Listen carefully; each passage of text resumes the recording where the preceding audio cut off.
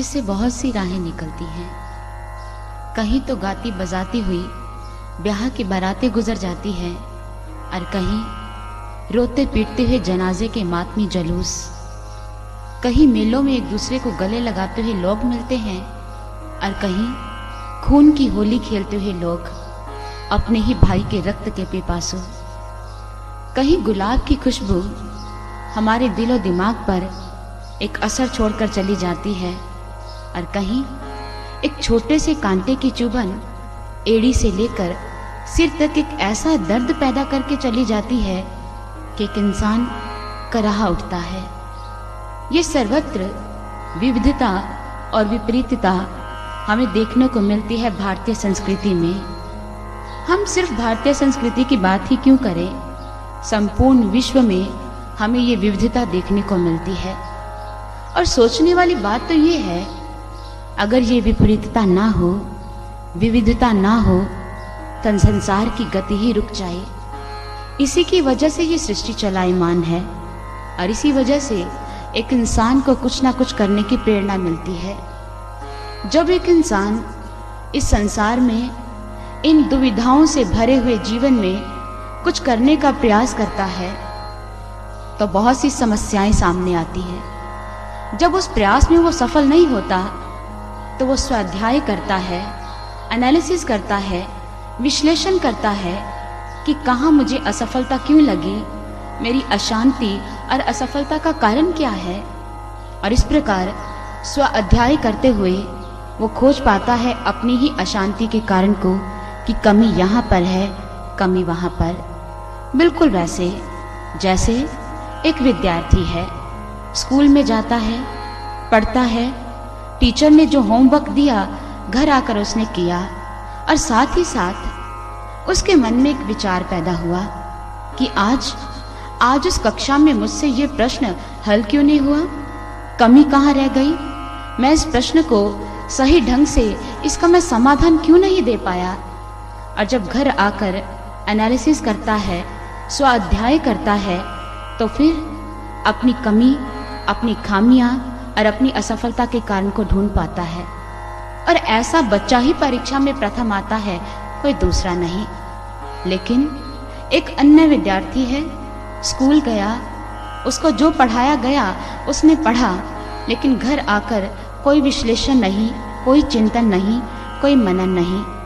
ऐसा बच्चा परीक्षा में जैसे तैसे पास तो हो जाता है, लेकिन वो शिक्षा उसके जीवन में व्यवहारिक रूप से लागू नहीं हो पाती। बिल्कुल वैसे जिसे हम एक उदाहरण से समझ सकते हैं। जेम्स वॉट, आपने इस वैज्ञानिक का नाम सुना है। इसने एक बार उबलते हुए पानी को देखा। एक केतली में एक पानी उबल रहा था और उससे भाप निकल रही थी। उन्होंने देखा कि भाप से केतली का ढक्कन उलट गया, दूर जा गिरा। अब इस छोटी सी घटना को उन्होंने अपने मन में बिठाया, गहरा चिंतन किया, गहरा अध्ययन किया, और गहराई में उतरने पर उन्होंने हमारे ही समक्ष, हमें सबको विदित है, हम सब जानते हैं कि वाष्प इंजन का आविष्कार कर लिया। क्या इससे पहले हमने कभी उबलते हुए पानी को नहीं देखा? क्या इससे पहले हमने किसी पानी से भाप निकलती नहीं देखी? 100 बार देखी होगी और अवश्य देखी होगी। लेकिन हम उस इंजन का आविष्कार क्यों नहीं कर पाए? क्योंकि हमने बस उस घटना को देखा, थोड़ा सा दृश्य अपनी आंखों में समाया, हाँ ठीक है, जो हुआ सो ठीक है। हम उसकी गहराई में उतरे नहीं। और जब तक हम किसी चीज की गहराई में उतरते नहीं हैं, तब तक हम कभी भी मंजिल को प्राप्त नहीं कर सकते। सफलता हमारी हाथों में लगती नहीं है। चलो इसे दूसरे उदाहरण से समझते हैं। हमें पता है वृक्षों पर फल लगते हैं। 100 बार हमने सेब को वृक्ष के नीचे गिरते देखा, वृक्ष से नीचे गिरते हुए। और ऐसा नहीं है इससे पहले हमने सेब को वृक्ष से नीचे गिरते नहीं देखा होगा, अवश्य देखा होगा। लेकिन जब न्यूटन ने एक गिरते हुए सेब को देखा, गहराई में उतरे, मनन किया, अध्ययन किया, चिंतन किया, और हमारे सामने एक सिद्धांत रखा, गुरुत्वाकर्षण का नियम, लॉ ऑफ ग्रेविटेशन। इस सिद्धांत को उन्होंने हमारे सामने निकाला। कैसे? गहराई में उतरने पर, चिंतन करने पर, मनन करने पर। इसलिए जीवन में स्व अध्याय, विश्लेषण मनन चिंतन बहुत जरूरी है। जब तक हम किसी चीज की गहराई में उतरते नहीं हैं, तब तक हम अपने जीवन में कुछ भी प्राप्त नहीं कर सकते। और भक्ति के पथ पर ये विश्लेषण और स्वाध्याय तो और भी जरूरी है। हम भक्ति के मार्ग पर अग्रसर कितने व्यक्तियों को देखते हैं। बहुत से व्यक्ति सफल हो पाते हैं और कितने असफल। कारण क्योंकि चिंतन नहीं, मनन नहीं, स्वाध्याय नहीं, इसलिए अपने मूल से कभी मिल नहीं पाते। परमात्मा की बातें करते हैं, परमात्मा की चर्चा करते हैं, लेकिन परमात्मा से कोसों दूर रह जाते हैं। परमात्मा की बातें करना जितना आसान है, परमात्मा को प्राप्त करना, उसे मन में बिठाना उतना ही कठिन है। क्षमा कीजिए, यहाँ मैंने कठिन शब्द का इस्तेमाल किया है, असंभव का नहीं। अर्थात उसे मन में बिठाया जा सकता है, उसे प्राप्त किया जा सकता है। लेकिन जब भक्ति पथ पर अग्रसर एक भक्त, एक इंसान उस परमात्मा को प्राप्त नहीं कर पाता, अपने जीवन में अशांति को प्राप्त करता है, असफलता हाथ में लगती है, तब परेशान हो उठता है। और ऐसी परेशानी के कारण को खोजा गया सर्वत्र, हर जगह, हर कहीं पर। और जब उस भक्त की अशांति के कारण को ढूंढने की कोशिश की, तो हमें समाधान मिला एक महापुरुष के श्री चरणों में जाकर, कि एक भक्त जो भक्ति पथ पर है, एक इंसान जो परमात्मा की भक्ति करता है लेकिन उसे प्राप्त नहीं कर पाता, कमी कहाँ पर है, कारण क्या है। और इसी कारण को, उसी इंसान की अशांति के कारण को हमारे महापुरुष क्या बताते हैं, आइए हम श्रवण करते हैं।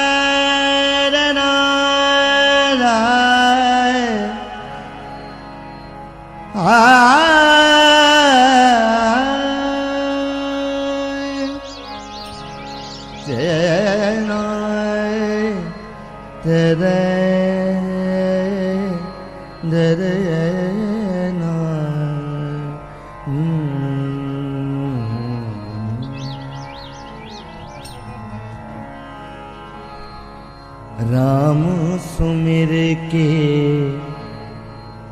रहम करे ना,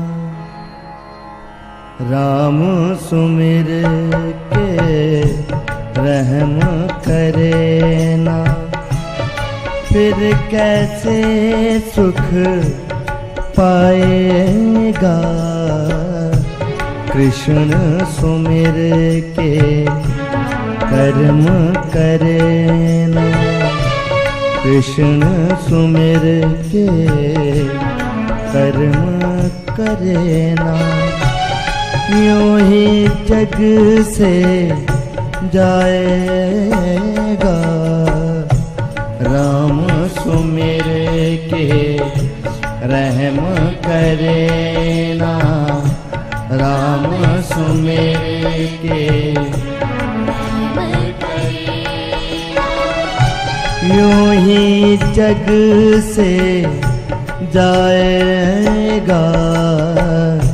राम सुमिर के रहम करे ना।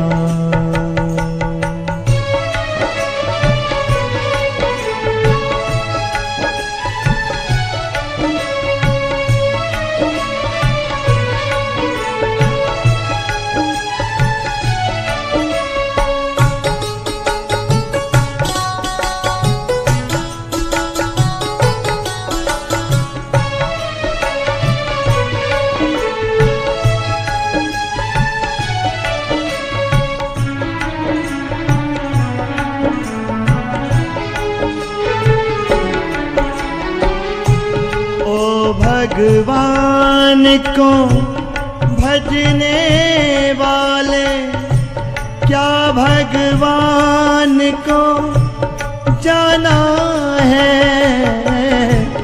पास पड़ोस के दीन दुखी में क्या उसको पहचाना है, क्या उसको पहचाना है। जब तक तेरी खुदी न टूटे, जब तक तेरी खुदी न टूटे, खुदा नजर ना आएगा। राम सुमिर के रहम करे ना, राम सुमिर के रहम करे ना। फिर कैसे सुख पाएगा, राम सुमिर के रहम करे ना।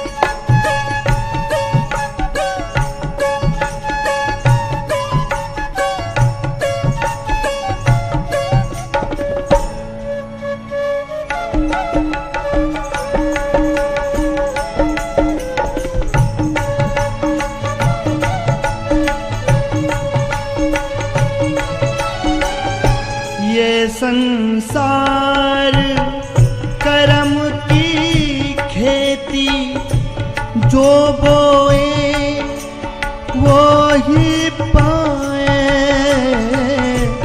प्रेम प्यार से सींच ले जीवन, ये अवसर फिर ना आए, ये अवसर फिर ना आए। 4 दिनों का जीवन है ये, 4 दिनों का जीवन है। कब तक ठोकर खाएगा, राम सुमिर के राम सुमिर के रहम करे ना। फिर कैसे सुख पाएगा, राम सुमिर के रहम करे ना।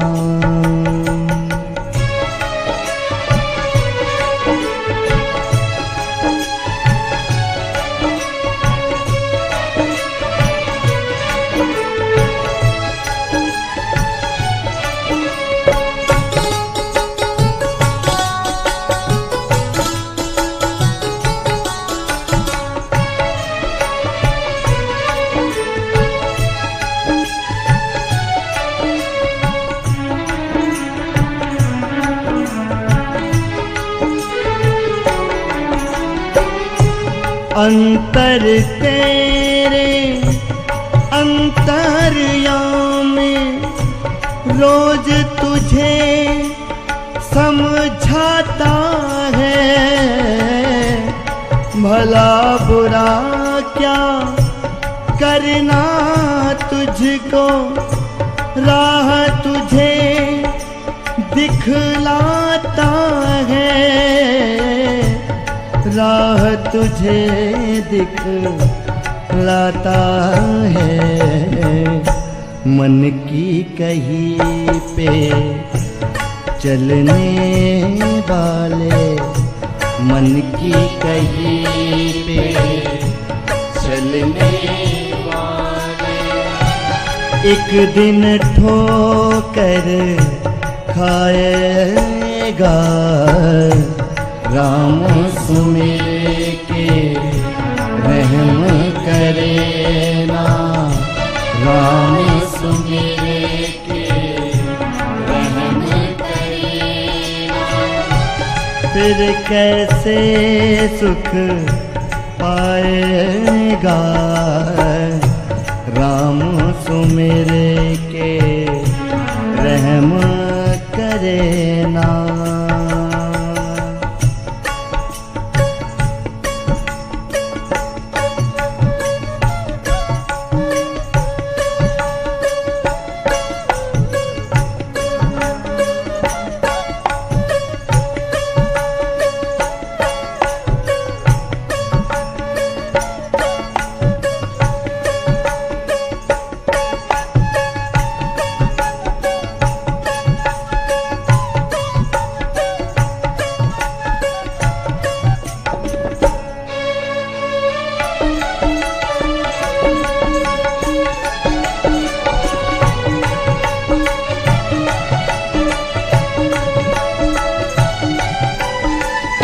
शरण गए बिन जाप है निष्फल, निष्फल है जीवन तेरा। जन्म मरण का साथ ना छूटे, रहे दुखों से नित घेरा, रहे दुखों से नित घेरा। पाप गठरिया भारी हो गई, पाप गठरिया भारी हो गई। कैसे बोझ उठाएगा राम सुमिर के रहम करे ना, राम सुमिर के रहम करे ना। फिर कैसे सुख पाएगा राम सुमिर के रहम करे ना, राम सुमिर के रहम करे ना। फिर कैसे सुख पाएगा कृष्ण सुमिर के कर्म करे ना, कृष्ण सुमिर के कर्म करे ना। यूं ही जग से जाएगा राम सुमिर के रहम करे ना, राम सुमिर के रहम करे ना। राम सुमिर के रहम करे ना, फिर कैसे सुख पाएगा कृष्ण सुमिर के कर्म करे ना, यूं ही जग से जाएगा। यही तो कारण है हमारी अशांति का। जब जब हम महापुरुषों के बनाए हुए सिद्धांतों को छोड़कर अपने ही बनाए हुए सिद्धांतों को अपने जीवन का आधार मान लेते हैं, तब तक हमें दुख और अशांति का सामना करना पड़ता है। रामचरितमानस में गोस्वामी तुलसीदास जी ने 2 युगों का वर्णन किया है। एक कलयुग है और एक है त्रेता युग। त्रेता युग की अर्थात राम राज्य की बात करते हुए वो कहते हैं, दैहिक दैविक भौतिक तापा राम राज नह कहा हुई व्यापा, सब नर करहे परस्पर प्रीति, चले स्वधर्म निरत श्रुति नीति। कि उस राज्य में, श्री राम के राज्य में तीनों ताप लोगों को सताते नहीं थे। दैहिक दैविक भौतिक, इन तीनों तापों से लोग मुक्त थे। सभी एक दूसरे से प्रेम करते थे, शांति का वातावरण था। वेदों में बताई हुई मर्यादा के अनुकूल सारे धर्म का आचरण करते थे, लेकिन त्रासदी होती है, विडंबना है। आज का समय देखा जाए, ईर्ष्या, द्वेष, कलह, वैमनस्य, सर्वत्र भ्रष्टाचार, अनैतिकता का बोलबाला है। हर एक व्यक्ति दुखी नजर आता है, हर एक व्यक्ति अशांत नजर आता है। कारण यही है, हम उन सिद्धांतों को भूल चुके हैं। ऐसा नहीं है कि आज प्रभु को मानने वाले लोग नहीं हैं। प्रभु के बहुत से भक्त हैं। कोई राम का भक्त है, कोई श्री कृष्ण जी का भक्त है, कोई भगवान शिव का भक्त है, कोई माँ का पुजारी है और कोई श्री गणेश जी का पुजारी है। हम बात करते हैं श्री राम जी की। हम श्री राम जी को मानते हैं, उनके भक्त हैं। श्री राम जी कौन? जिन्हें दया का सागर कहा गया, जिन्हें मर्यादा पुरुषोत्तम कहा गया, जिन्हें करुणा सिंधु कहा गया। लेकिन प्रभु के भक्त हैं और हम में दया और रंच मात्र भी नहीं है, हम में रहम नहीं है, हमें किसी के दर्द को देखकर दया भावना पैदा नहीं होती। प्रभु श्री राम के भक्त होकर दया और रहम से कोसों दूर। वो मर्यादा पुरुषोत्तम कहे गए, लेकिन आज हमने सारी मर्यादाओं को तोड़ दिया, महापुरुषों के बनाए हुए सिद्धांतों को तोड़ दिया, अपने नए सिद्धांत लागू किए अपने ही जीवन पर और अशांति के कगार पर अपने जीवन को ले आए हैं। श्री राम के भक्त होकर श्री राम जी के गुणों से कोसों दूर, फिर कैसे सुख मिलेगा जीवन में? प्रभु श्री राम को हम प्राप्त कैसे करेंगे? हम श्री कृष्ण के भक्त हैं। श्री कृष्ण जिनका जीवन हमें चेताता है कि संसार में रहकर हम संसार से अलग कैसे रहें, जिन्होंने बताया कर्म योग का सिद्धांत। हमने उनसे सीखा क्या? उन्होंने बताया कि संसार में रहकर हम संसार से अलग कैसे रहें, लेकिन हम संसार की विषय वासनाओं में इस गर्त तक जा चुके हैं कि अब उबार होना हमारा या उनसे निकलना बहुत मुश्किल हो पड़ता है।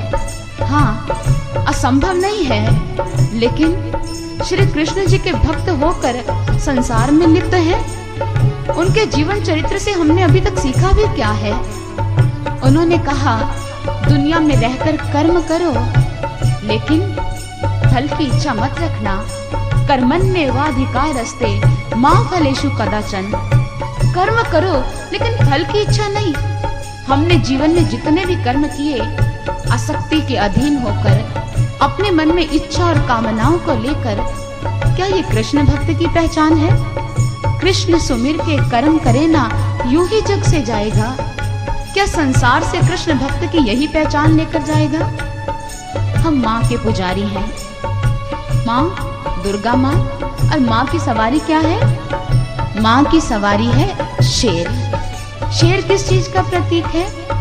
शेर प्रतीक है निर्भयता का, निडरता का। हम माँ के भक्त हैं, लेकिन जीवन में पग पग पर भयभीत हैं। हम डरते हैं, जीवन में जो पड़ाव आते हैं उन परिस्थितियों से डरते हैं कि हमारे जीवन में जो हमने पूंजी संग्रहित करी है कहीं वो छीन ना जाए, हमसे कोई छीन कर ना ले जाए। माँ के पुजारी हैं, निर्भयता से कोसों दूर। हम पग पग अपने मृत्यु के डर से ना जाने क्या क्या प्रयास करते हैं। हम अपनी ही मृत्यु से भयभीत हैं। ये माँ के भक्त की पहचान तो नहीं हो सकती। ये माँ की भक्त की माँ के गुणों को अपने जीवन में हमने चरितार्थ कहाँ किया? कोसों दूर है, माँ के भक्त नहीं बन पाए। भगवान शिव की भक्ति करते हैं, प्रत्येक सोमवार उनका सुमिरन किया, उनकी पूजा की, उनका ध्यान किया। आप प्रत्येक दिन की बात करें या पूरे सप्ताह की बात करें, आप शिव के भक्त हो। भगवान शिव ने हमें क्या शिक्षा दी? अपने तन पर राख लगा ली। राख लगाकर उन्होंने बताया कि भस्मांतम शरीरम, आपका ये शरीर नष्ट हो जाएगा, एक दिन इसका विनाश होना निश्चित है। शिव के भक्त हैं, लेकिन देहा भाव में इतने आसक्त हो गए, इतने आसक्त कि अगर कोई हम पर उंगली भी उठाए तो हम उस पर तमाचा जड़ने को तैयार हो जाते हैं। ये शिव के भक्त की पहचान नहीं है। इस शरीर से प्रेम करते हैं, इस शरीर के सौंदर्य के वर्धन के लिए क्या क्या प्रयास नहीं करते, लेकिन भीतर जो आत्मा उस प्रभु को पाने के लिए कराह रही है, उस शिव से मिलने के लिए जो शक्ति तड़प रही है, उसकी पुकार आज तक नहीं सुनी। शिव के भक्त होकर भी शिव के गुण, भगवान शिव के चरित्र को अपने जीवन में चरितार्थ नहीं कर पाए कि भगवान शिव के भक्त की पहचान तो नहीं है। भगवान शिव की पूजा करते हैं, बेल पत्र अर्पित करते हैं 3 पत्तों वाला। वो समझाते हैं त्रिगुणातीत हो जाओ, क्यों सत्व गुण, रज गुण, तमो गुणों में उलझे हुए संसार में रह रहे हो। नहीं सीख पाए, कुछ नहीं सीखा। भगवान शिव बार बार अपने चरित्र से हमें प्रेरणा देते हैं, लेकिन समझ नहीं पाए। श्री गणेश जी के भक्त हैं। हर कार्य का शुभारंभ करना है किनसे? श्री गणेश जी से, ताकि हमारा कार्य सफल हो, हम अपने काम में सही ढंग से सफलता को प्राप्त करें। लेकिन क्या सीखा? श्री गणेश जी के आप स्वरूप को देखो, वो ही आपको बहुत कुछ शिक्षा देता है। उनके चरित्र के ऊपर तो विचार बाद में करने की बात है। उनका विशाल मस्तक हमें क्या बताता है? अपने संकीर्ण दायरों से निकलो, अपनी सोच को विशाल करो, अपना चिंतन क्षेत्र काफी विस्तृत कर लो। अपने संकीर्ण दायरों से निकलो, सांप्रदायिकता में उलझे हुए आप धर्म से कोसों दूर हो। जब इन दायरों से निकलना सीख लिया, उस धर्म को अपने आप जान जाओगे। लेकिन हमारा चिंतन क्षेत्र अभी तक संकुचित है। श्री गणेश जी का विशाल मस्तक भी प्रेरणा देता है, अपने चिंतन क्षेत्र को विशाल करो, अपना दृष्टिकोण विशाल करो। उनके बड़े बड़े कर्ण हमें प्रेरणा देते हैं, कुछ सुनने की क्षमता रखो, कुछ ग्रहण करने की हिम्मत रखो, सामर्थ्य रखो। लेकिन हम तो सुनने को तैयार नहीं। हम हर पल मन में किसी न किसी के प्रति आक्षेप खड़े करते हैं। वो समझाते हैं संतों की वाणी को सुनो, भले ही उनका व्यवहार अलग अलग रहा, भले ही उनकी वेशभूषा अलग रही, लेकिन सत्य तो एक रहा है। उनके मुखारबिंद से जो कुछ निकलता है आप ग्रहण करने की क्षमता रखो। लेकिन कुछ भी नहीं सीखा, कुछ भी अपने जीवन में घटित नहीं किया। उनका विशाल उदर बात पचाने की क्षमता रखने की शक्ति देता है, प्रेरणा देता है, शिक्षा देता है। क्या प्राप्त किया? कुछ भी नहीं। और उनके विशाल मस्तक पर इतनी विशाल देह और इतना विशाल मस्तक और छोटी छोटी आंख। यहाँ हम ठहर कर थोड़ा विचार करना चाहेंगे। इतने विशाल मस्तक पर सूक्ष्म आंखें एक इशारा है कि आप अपने जीवन में अपनी मंजिल को प्राप्त करना चाहते हो, ठीक है? अपने लक्ष्य को पाना चाहते हो, और अपने लक्ष्य को अगर प्राप्त करना चाहते हो तो श्री गणेश जी कहते हैं अपनी नजर, अपना दृष्टिकोण सिर्फ मंजिल पर रखो। और अगर आपने इधर उधर नजर दौड़ाई तो अपने लक्ष्य से चूक जाओगे। लेकिन कुछ नहीं सीख पाए। हर एक भक्त अपने अपने इष्ट की पूजा तो करता है, लेकिन अपने इष्ट के चरित्र से, अपने प्रभु के चरित्र से कुछ सीख नहीं पाए। सबसे बड़ी दुर्भाग्य की बात ही यही है, सबसे बड़ी विडंबना ही यही है। राम का सुमिरन करते हैं, दया से कोसों दूर हैं, कृष्ण की पूजा करते हैं, लेकिन कर्म योग को अभी तक समझा नहीं है, उनके चरित्र को अपने जीवन में चरितार्थ नहीं किया। इसलिए महापुरुष कहते हैं, हमें और शिक्षा भी देते हैं, स्वाध्याय करो अपने जीवन में, अपने पुरुषों से, महापुरुषों से, अपने इष्ट देव से कुछ ना कुछ सीखो। जब आप विश्लेषण करोगे, अपना अध्ययन करोगे, मनन करोगे और साथ ही साथ प्रभु के श्री चरणों में प्रार्थना करोगे, आप वास्तविक रूप से एक सच्चे भक्त बन पाओगे, जो अभी हम बने नहीं हैं। बार बार महापुरुषों का ये आशीर्वाद और ये दुआ आप लोगों के साथ बरसती रही है कि अपने प्रभु को जानो, अपने आप को जानो, ताकि हम उनके जैसे बन पाए। और इसीलिए महापुरुष हमें ये कहते हुए हमारे आगे एक प्रश्न चिन्ह छोड़ रहे हैं, एक प्रश्न चिन्ह। और वो प्रश्न चिन्ह के रूप में हमसे कुछ कहना चाहते हैं और वो क्या कहना चाहते हैं, क्या पूछना चाहते हैं, आइए आगे चलते हैं। ओ भगवान को भजने वाले, क्या भगवान को जाना है? पास पड़ोस के दीन दुखी में क्या उसको पहचाना है? क्या उसको पहचाना है? जब तक तेरी खुदी न टूटे, जब तक तेरी खुदी न टूटे, खुदा नजर न आएगा। राम सुमेरे के रहम करे ना, राम सुमेरे के रहम करे ना। फिर कैसे सुख पाएगा? राम सुमेरे के रहम करे ना।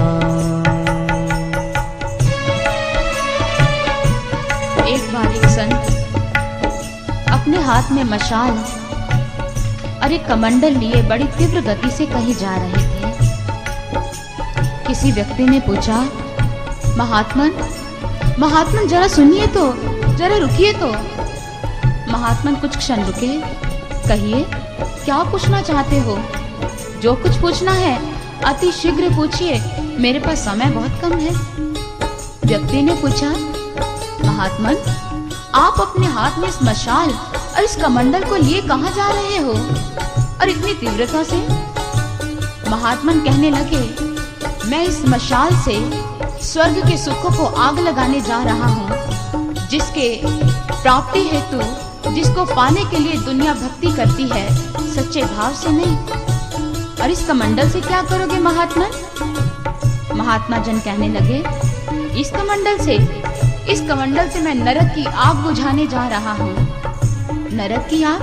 हाँ, मैं इस कमंडल से नरक की आग बुझाने जा रहा हूँ, जिससे भयभीत होकर दुनिया प्रभु की भक्ति करती है। हर एक इंसान, अधिकतर दुनिया में ऐसे लोग हैं जो भक्ति के पथ पर तो है, लेकिन उस भाव से नहीं।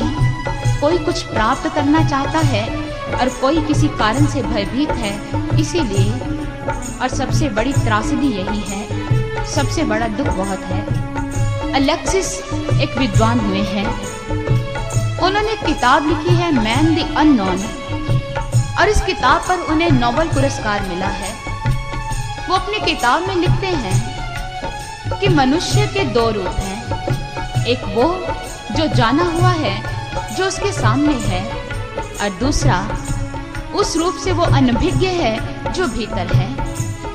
अलेक्सिस ने जो बात कही बिल्कुल सत्य है। एक ये रूप है जिसे हम जानते हैं, हमारा शरीर, हमारे हाथ, हमारे पैर, हमारी आंखें, हमारी इंद्रियां। लेकिन हमारा एक और रूप है जिससे हम परिचित नहीं है। अलेक्सिस चाहते हैं हर एक इंसान अपने उस रूप से मिल पाए, अपने उस रूप से परिचित हो पाए। जब तक एक इंसान अपने उस रूप से मिलता नहीं है, तब तक अपने जीवन में उस महान सच्चाई से अवगत नहीं हो सकता है। सोक्रेटिस हुए हैं, वो लिखते हैं, नो thyself, अपने आप को जानो, अपने आप को पहचानो। अपने आप को जानना क्या है? हम एक इंसान को कहें, आप अपने आप को जानिए, वो कहेगा, मैं जानता हूँ मैं कौन हूँ, मैं ये हूँ, मेरा नाम ये है, मैं इस जगह का निवासी हूँ। वो बाहरी अपना रूप तो जानता है, अपना बाहरी व्यवहार तो जानता है, लेकिन एक भीतर उसका रूप है, उससे कोसों दूर है। मैक्सिम गोर्की एक साइंटिस्ट हुए हैं। वो किसी गांव में गए और गांव में जाकर उन्होंने वहां के लोगों को इकट्ठा किया और बताने लगे कि विज्ञान ने कितनी उन्नति की है, विज्ञान का कितना महत्व है। काफी देर वो बताते रहे, लेकिन उसी सभा में एक सज्जन खड़े हुए, एक किसान। उन्होंने कहा कि महात्मन, क्षमा कीजिए, मैं आपसे कुछ कहना चाहता हूँ। आप काफी समय से हमें बता रहे हैं विज्ञान की बातें, विज्ञान की महिमा का गुणगान कर रहे हैं। आपने बहुत अच्छी तरह बताया कि हमने पक्षियों की तरह उड़ना सीख लिया है।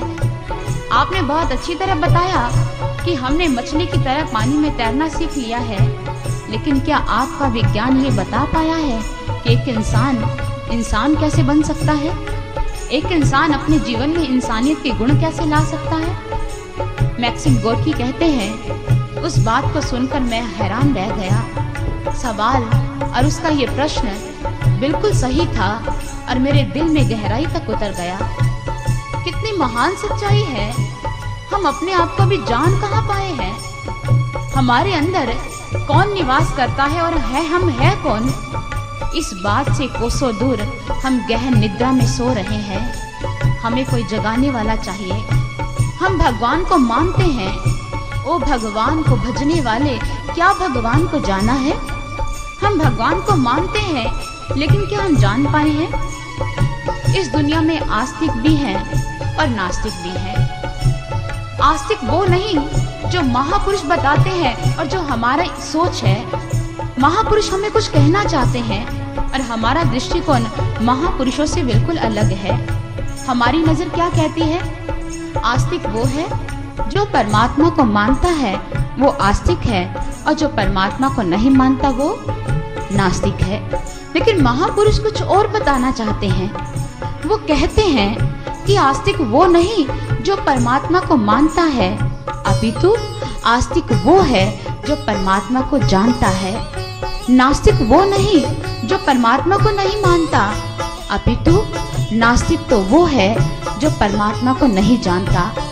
बात जानने की है, मानने की नहीं है, क्योंकि परमात्मा जानने का विषय है, मानने का नहीं। मानना और जानना दोनों अपने आप में कोसों दूर हैं, अथाह अंतर रखते हैं। अब मानना क्या है?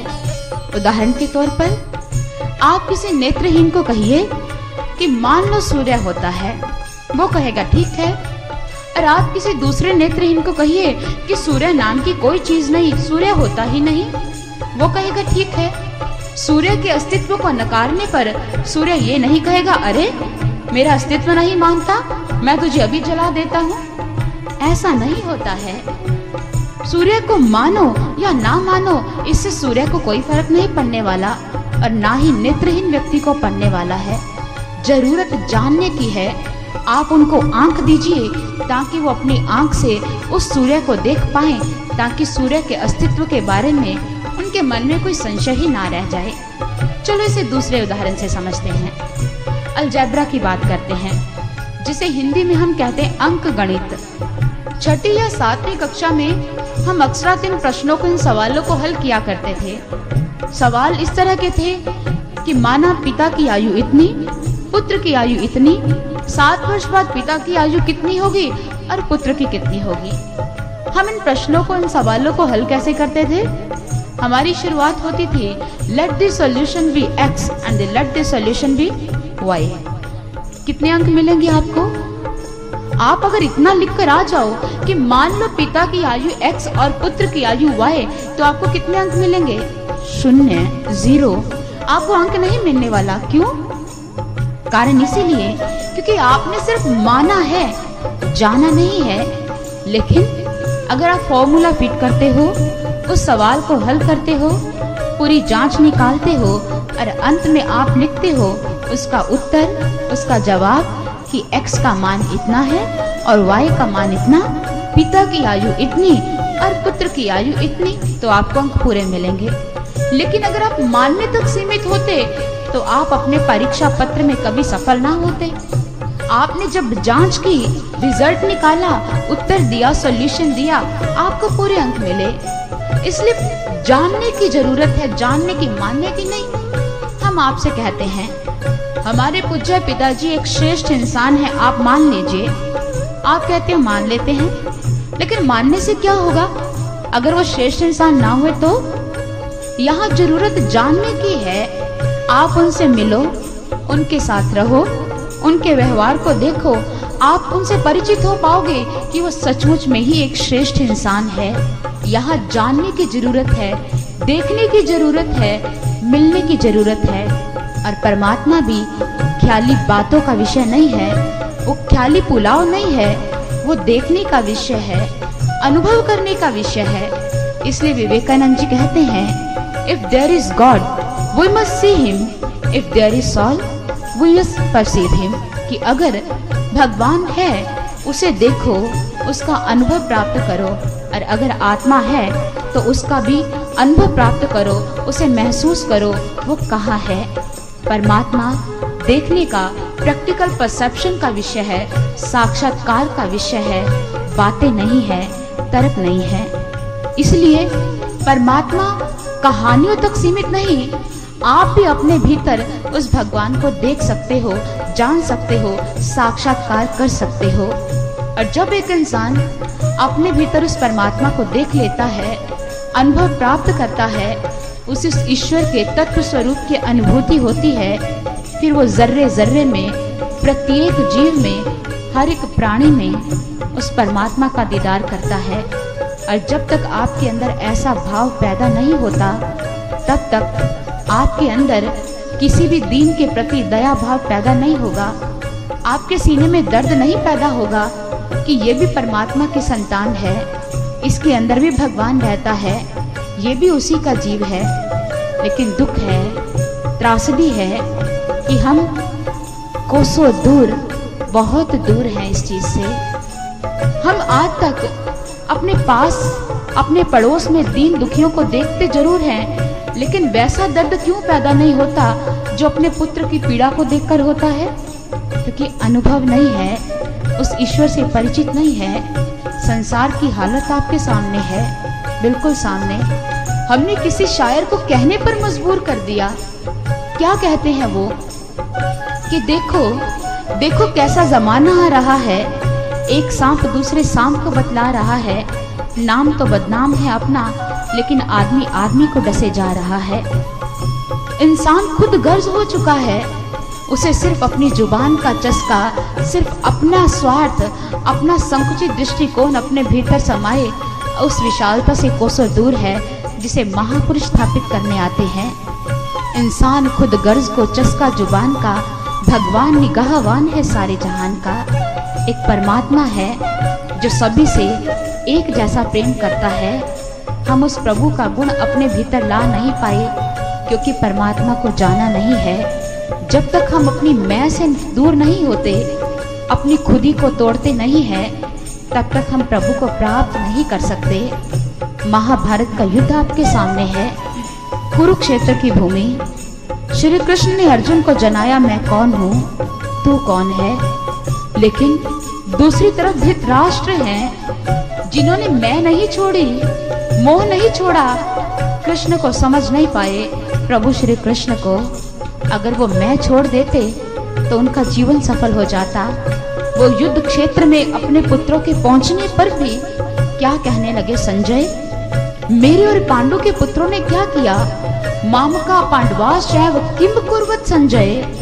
अभी भी मैं है। जब तक आप भी अपनी मैं और मोह की जंजीरों को तोड़ते नहीं हैं, आप उस तू से मिल नहीं पाएंगे, उस परमात्मा से, उस ईश्वर से जो आपके जीवन का आधार है। इसलिए उस भगवान को जानो, उस भगवान को प्राप्त करो, उस परमात्मा के दर्शन करो जो आपके जीवन का स्रोत है, सार है।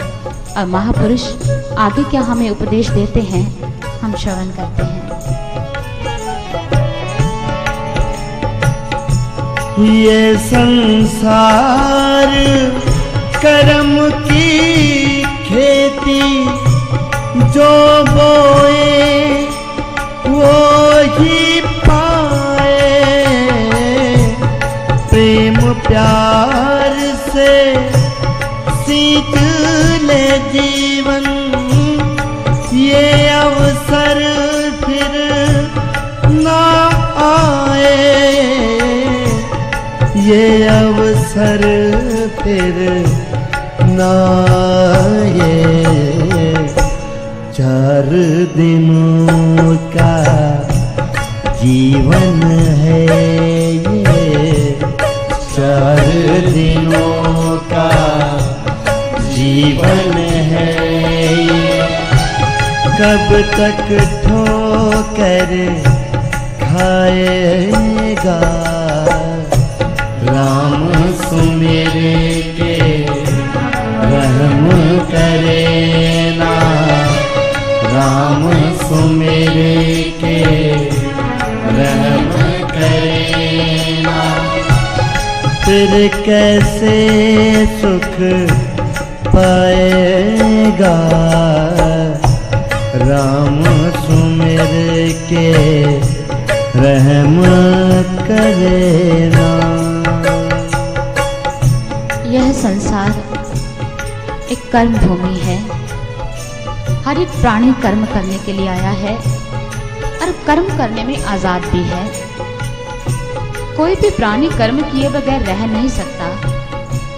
लेकिन साथ ही साथ इस सृष्टि का एक नियम भी है। नियम क्या? कि जो इंसान इस धरा पर आकर जैसा कर्म करता है वैसा ही फल पाता है। इसलिए तुलसीदास जी भी लिखते हैं, कर्म प्रधान विश्व रचि राखा, जो जस करई सो तस फल चाखा। एक इंसान जो बोता है वही फल पाता है। जैसा कर्म करेगा उसे वैसा ही फल भोगना पड़ेगा। दद्दा दोष न देऊ किसे, दोष कर्मा आपणया, जो मैं किया सो मैं पाया, दोष न दीजिए अवर्जना। आप किसी को दोष नहीं दे सकते कि मेरे कर्म संस्कार ऐसे क्यों, क्योंकि आज तक आपने जो कर्म किए हैं आप उन्हीं का फल भुगत रहे हो, उन्हीं के फलों का भोग कर रहे हो। इसलिए महापुरुष समझाते हैं, अपने जीवन में वो कर्म करो जो आपको कल्याण के मार्ग पर ले जाए, ना कि विनाश के मार्ग पर। लेकिन कर्म कौन सा करना है? हर एक प्राणी कहता है मैं कर्म कर रहा हूँ, मैं कर्म कर रहा हूँ। अपने परिवार का पालन पोषण भरण पोषण करना क्या ये कर्म नहीं है? समाज सेवा क्या ये कर्म नहीं है? है। किसने कहा ये कर्म नहीं है? कर्म है। लेकिन कबीर साहब जी कहते हैं, आपके ये कर्म आपको अपने मूल से मिला नहीं सकते। ये आपकी जिम्मेदारियां हैं, जिम्मेवारी है आपकी, आपको ये निभानी है। लेकिन एक और कर्म है जिसको करना आपके लिए बहुत जरूरी है। कबीर साहब जी लिखते हैं, और कर्म सब कर्म है, भक्ति कर्म निष्कर्म, कह कबीर पुकार के, भक्ति करो तज भर्म। बाकी कर्म तो कर्म है, लेकिन एक निष्काम कर्म है भक्ति कर्म, आप उसे करो। कर्म कर्म सब कोई कहे, कर्म न चीने कोय, जा मार्ग साहिब मिले, कर्म कहावे सोए। कि जिस कर्म को करने से आपको प्रभु की प्राप्ति होती है, वास्तव में कर्म वही है, आप उसे कीजिए। लेकिन कर्म सिद्धांत को लेकर हमें बहुत से लोग मिलते हैं, आप जैसे। उनमें से आप जैसे लोग हैं जिनका मत ये है, जो हमें आकर कहते हैं वर्क इज वर्शिप, काम ही पूजा है, हम काम करते हैं, यही सब कुछ है। आप ठीक कहते हो, आपने कहा कि काम पूजा है, बिल्कुल ठीक। लेकिन कौन सा कर्म पूजा है?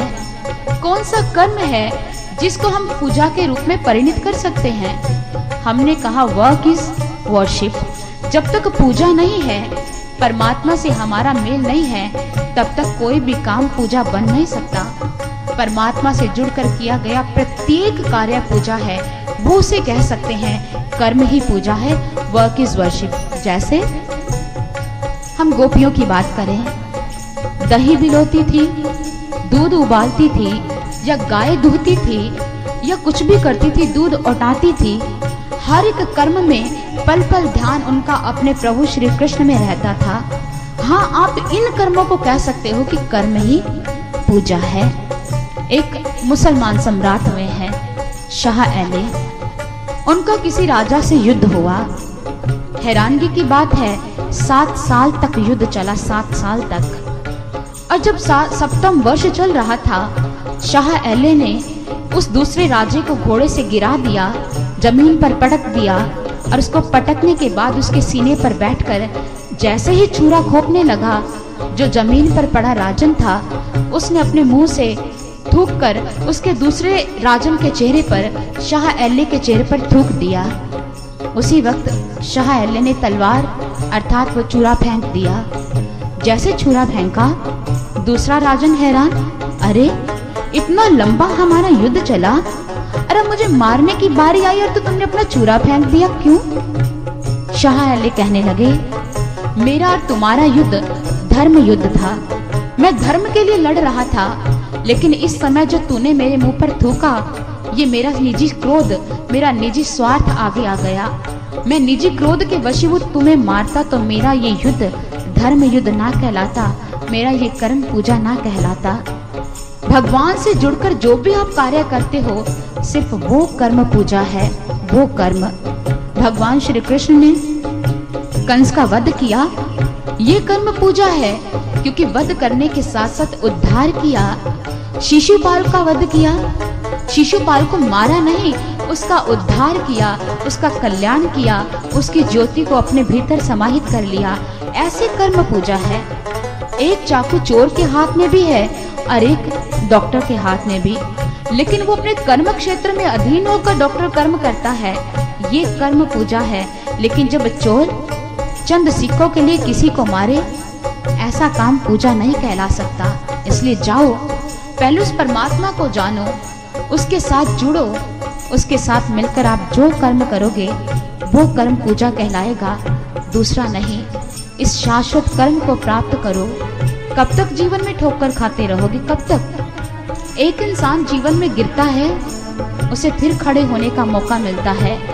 महापुरुष दुनिया में उसे खड़ा करने आते हैं, लेकिन बार बार गिरना भी अच्छा नहीं है। हम मादा जिराफ की बात करते हैं। जब अपने बच्चे को जन्म देती है तो पीछे से जाकर उसके ऊपर प्रहार करती है। बच्चे को खड़ा भी नहीं होना आता, वो लड़खड़ा कर खड़ा होता है और गिर जाता है।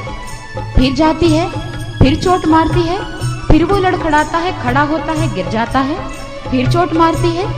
सारे हैरान कि नवजात शिशु पर इतने प्रहार क्यों, इतने ठोकरे क्यों? हमें ये लगता है कि ये अन्याय हो रहा है, लेकिन ये मादा जिराफ जानती है, वो अपने शिशु को बहुत जल्द खड़ा कर देना चाहती है, ताकि वो किसी शेर का या हिंसक जानवर का शिकार न बन पाए। अगर जीवन में ठोकर लगती है और उस ठोकर से हम प्रभु के मार्ग की ओर अग्रसर होते हैं, तो इसे अपना सौभाग्य समझिए। और अब महापुरुषों का हर एक वचन जो हमारे सीने पर प्रहार करता है, जो हम पशु की तरह जीवन व्यतीत कर रहे हैं, उस पशुता से निकलो और उस कर्म को करो जिसे भक्ति कर्म कहते हैं, परमात्मा को प्राप्त करने का कर्म, प्राप्त करने का कर्म। आइए।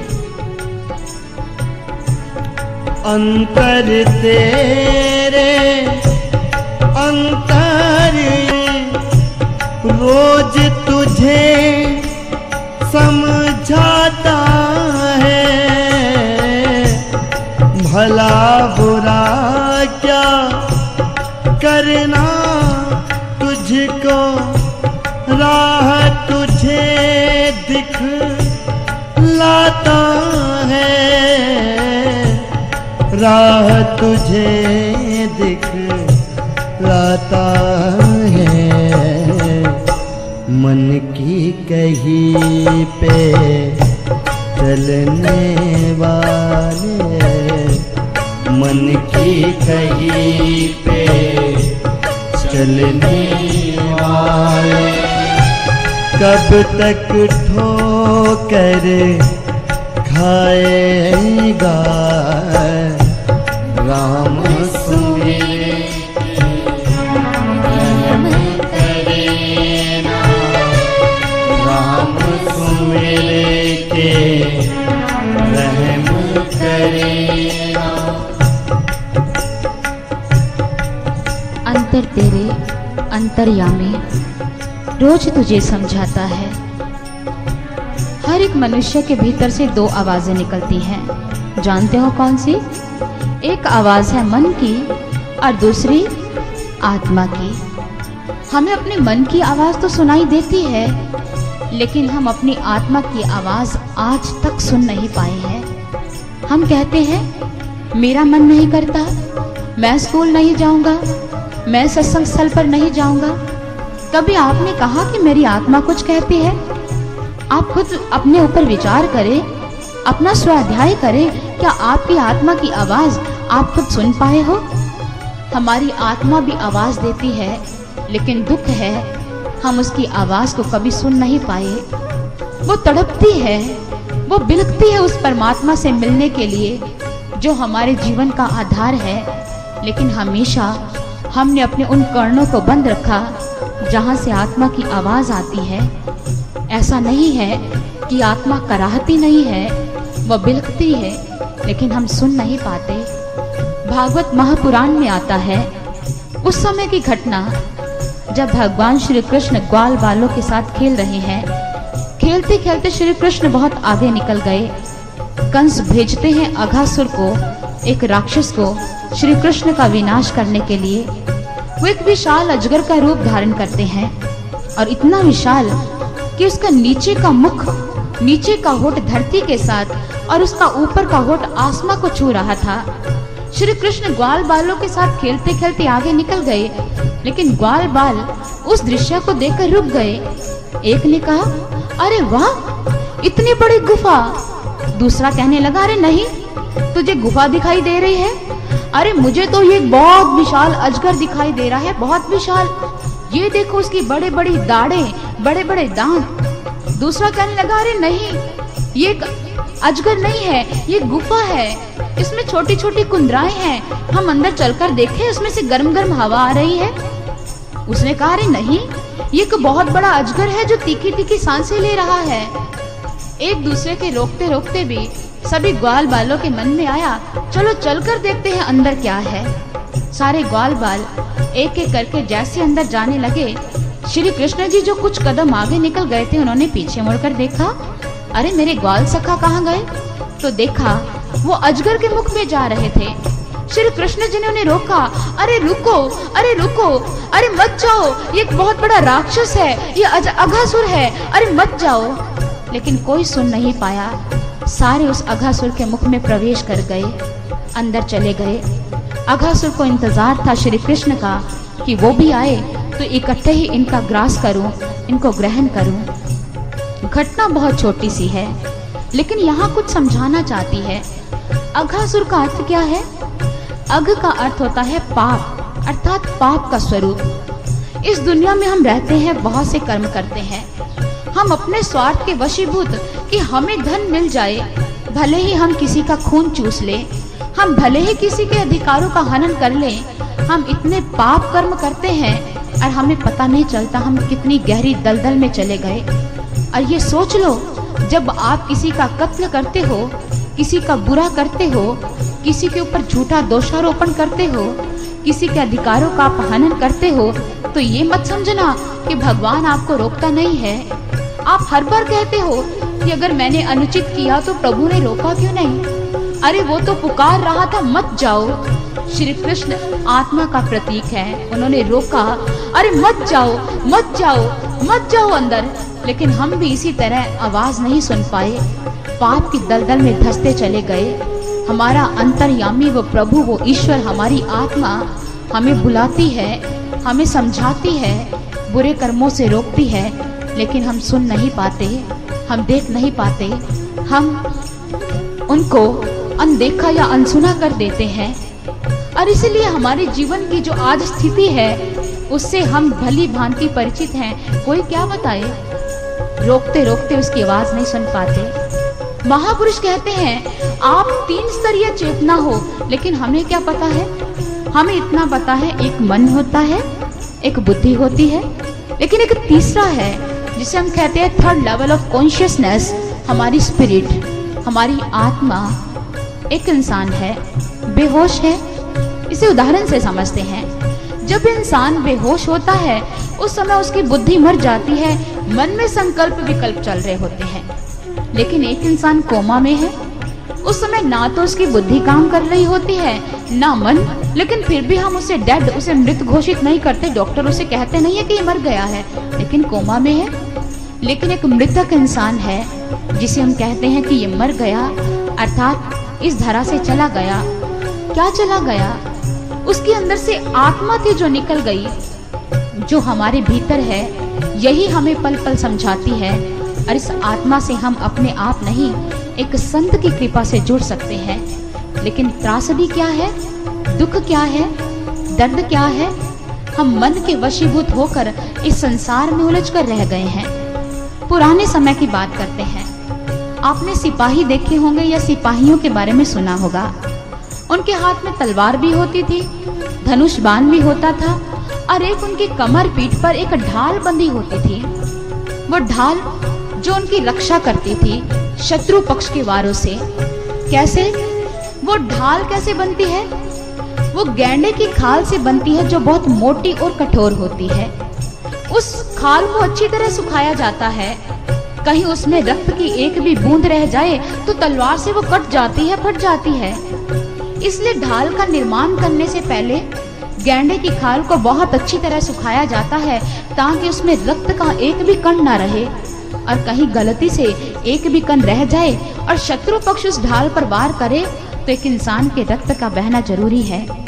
जहां ढाल को रक्त रहित करना पड़ता है ताकि एक इंसान के रक्त की रक्षा हो पाए, एक जीव की रक्षा हो पाए। अब ढाल को रक्त रहित करने का अर्थ क्या है?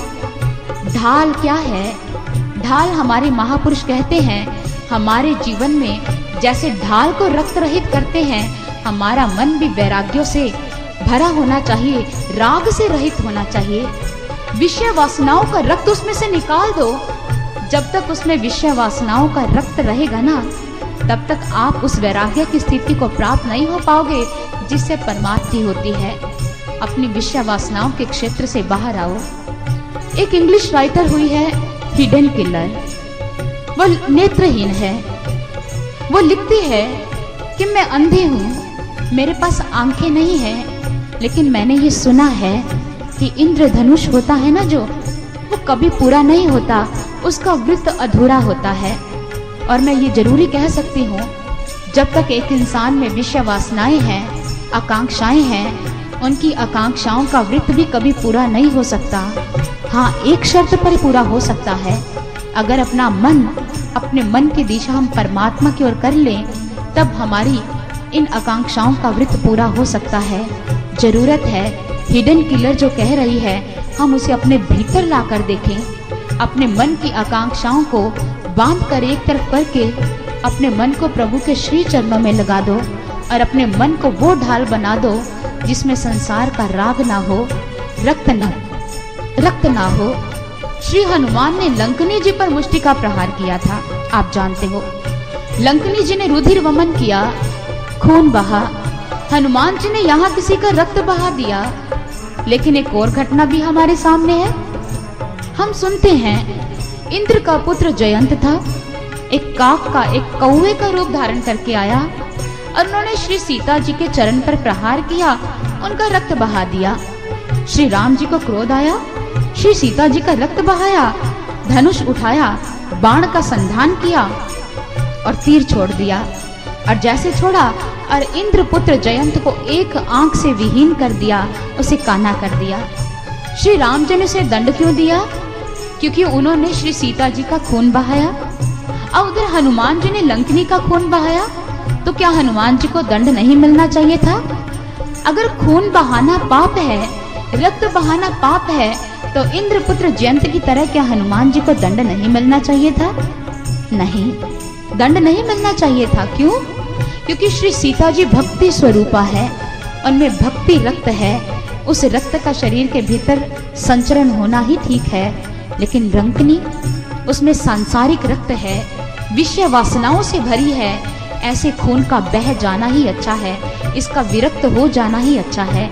इसलिए प्रभु के श्री चरणों में प्रार्थना करो कि हमारे जीवन में एक ऐसे संत को भेजो, एक ऐसे गुरु का पदार्पण करो जो हमारे मन की दिशा उस परमात्मा के श्री चरणों में ले जाए, उस प्रभु के चरणों में ले जाए।